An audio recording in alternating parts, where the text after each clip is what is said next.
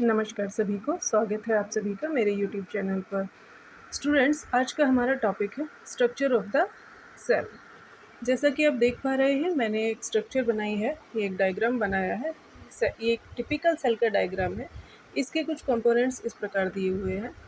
यहाँ पर आप देख सकते हैं, सबसे बाहर की जो कवरिंग है that is the outermost covering of cell called plasma membrane. कोशिका के सबसे बाह्य कवर को या बाह्य झिल्ली को हम कहते हैं प्लाज्मा मेम्ब्रेन। इसके अंदर की तरफ साइटोप्लाज्म भरा हुआ होता है। ये cytoplasm is like a fluid structure. इसी के अंदर सभी मेम्ब्रेन बाउंड या सभी ऑर्गेनल्स सेल के एम्बेडेड रहते हैं। बाकी ऑर्गेनल्स की बात करते हैं तो यहाँ आपको दिखाई दे रहा है lysosomes. Lysosomes are bag like structures हैं, ये भी मेम्ब्रेन बाउंड स्ट्रक्चर्स हैं। इनके अंदर क्योंकि हाइड्रोलाइटिक एंजाइम्स भरे होते हैं जो डाइजेशन का काम करते हैं, इसलिए इन्हें हम सुसाइडल बैग्स या फिर डाइजेस्टिव बैग्स भी कहते हैं, या ये कहें कि ये इनके कॉमन नाम है। इसके बाद यहाँ पर आपको सेंटर में एक अलग ऑर्गेनल दिखाई दे रहा है, that is also membrane bound या डबल मेम्ब्रेन बाउंड स्ट्रक्चर, और इसे आप न्यूक्लियस कहते हैं। न्यूक्लियस के बीच में ये जो ज़्यादा डार्कन पार्ट आपको दिखाई दे रहा है that is called nucleolus. Nucleus के अंदर डीएनए और आरएनए हमारे रहते हैं। इसके साथ ही आपको यहाँ पर कुछ पोर्स दिखाई दे रहे होंगे न्यूक्लियस मेम्ब्रेन में, that are called nuclear pore. क्योंकि न्यूक्लियस की जो मेम्ब्रेन होती है वो कंटिन्यूस नहीं होती है, उसमें बीच बीच में पोर्स मिलते हैं कुछ चीज़ों के बाहर आने जाने के लिए। तो इन पोर्स को हम बोलते हैं न्यूक्लियर पोर। इन्हीं के साथ अटैच्ड आपको एक नेट लाइक स्ट्रक्चर दिखाई दे रही है जो कि ट्यूब्यूल्स का स्ट्रक्चर है। This is also membrane bound organelle और इन्हें हम कहते हैं एंडोप्लाज्मिक रेटिकुलम। यहाँ जो एंडोप्लाज्मिक रेटिकुलम आपको दिखाई दे रही है, इसके ऊपर कुछ बीडेड स्ट्रक्चर्स हैं। ये जो बीडेड स्ट्रक्चर्स हैं ये राइबोसोम्स होती हैं। क्योंकि राइबोसोम्स के लगे होने की वजह से ये हमें थोड़ा-सा रफ़ सरफेस दिखाई देता है, इसीलिए इस एंडोप्लाज्मिक रेटिकुलम का नाम होता है रफ़ एंडोप्लाज्मिक रेटिकुलम। मैंने यहाँ शॉर्ट में लिखा क्योंकि यहाँ पे जगह नहीं थी उतनी। तो रफ़ एंडोप्लाज्मिक रेटिकुलम। जिस रेटिकुलम के पास इस तरह के राइबोसोम्स नहीं होते हैं या राइबोसोम्स उसके ऊपर नहीं लगे हुए होते हैं, उसे हम कहते हैं स्मूथ एंडोप्लाज्मिक रेटिकुलम। यहाँ पर आपको एक वेसिकल दिखाई दे रही है, ये होती है पिनोसाइटिक वेसिकल्स। एक और स्ट्रक्चर आपको दिखाई देती है, ये भी डबल मेम्ब्रेनस स्ट्रक्चर होती है। इसका आउटर मेम्ब्रेन कंटिन्यूअस सिंपली ऐसी आपको दिखाई देती है, इनर मेम्ब्रेन फोल्डेड रहती है अंदर की तरफ, that is called mitochondria. Mitochondria is also called powerhouse of the cell. इसी के साथ में यहाँ पर ये जो स्ट्रक्चर दिखाई दे रही है इसे आप गोल्गी बॉडी या गोल्गी अपरेटस भी कहा जाता है।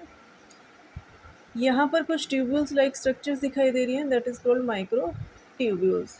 इसके अलावा नॉन मेम्ब्रेनस या जिसके ऊपर मेम्ब्रेन नहीं मिलती है वो, तो उस तरह के भी कुछ ऑर्गेनल इनके पास पाए जाते हैं, जैसे कि राइबोसोम्स। इसके अलावा ये जो एक यहाँ पर और दूसरी स्ट्रक्चर आपको यहाँ पर दिखाई दे रही है, ये होते हैं सेंट्रोसोम्स। स्टूडेंट्स, ये जो स्ट्रक्चर आपको दिखाई दे रही है एक टिपिकल सेल स्ट्रक्चर है, या ये कहीं कि एक टिपिकल एनिमल सेल स्ट्रक्चर है। इसके अलावा अगर आप प्लांट सेल्स की बात करते हैं तो प्लांट सेल्स में कुछ अदर थोड़ी सी और चीज़ें चेंज हो जाती हैं या कुछ अदर कंपोनेंट्स चेंज हो जाते हैं, जिसमें से सबसे बाहर ये जो आउटर कवरिंग होती है यहाँ पर आ जाती है सेल वॉल। क्या आ जाती है? Cell wall. सेल वॉल एक रिजिड स्ट्रक्चर होती है या आउटर मोस्ट कवरिंग होती है प्लांट सेल्स में। ये रिजिडिटी देती है या ये कहें कि प्लांट को स्ट्रेंथ देती है, जिसकी वजह से जो प्लांट सेल्स होती हैं वो ठोस अपने आकार को प्राप्त कर सकती हैं। इसी के साथ जहाँ पर यहाँ कुछ खाली स्पेस दिखाई दे रहा है सेंटर के पास ही में, यहाँ पर एक बड़ी सी वैक्यूल होती है, लार्ज वैक्यूल होती है। इस वैक्यूल का काम प्लांट सेल को टर्जिडिटी देने का होता है, जिससे कि वो अपनी शेप में बनी रहे। इसी के अलावा कुछ अदर सेल ऑर्गेनल्स भी इसमें पाए जाते हैं, जिन्हें आप कहते हैं प्लास्टिड्स। प्लास्टिड्स में सबसे इम्पोर्टेंट आता है chloroplast. What is called? Chloroplast.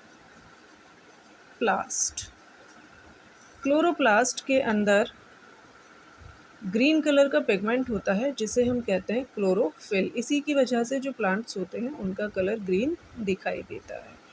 Chloroplast की अगर आप स्ट्रक्चर की बात करते हैं तो वो कुछ इस तरह की ओवल शेप स्ट्रक्चर्स होती है और इसके अंदर लैमिलीज और ग्रेनम का एक नेट मिलता है।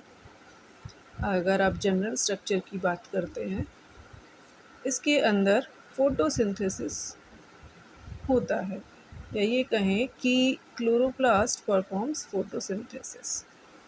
तो ये कुछ मेन स्ट्रक्चर्स थी, या ये कहें कि एक बेसिक स्ट्रक्चर थी सेल की, जो आपको मैंने अभी बताई। इसके बाद हम ये जो सेल कंपोनेंट्स हैं इनके बारे में ब्रीफली डिस्कशन करेंगे आगे आने वाली वीडियोज़ में।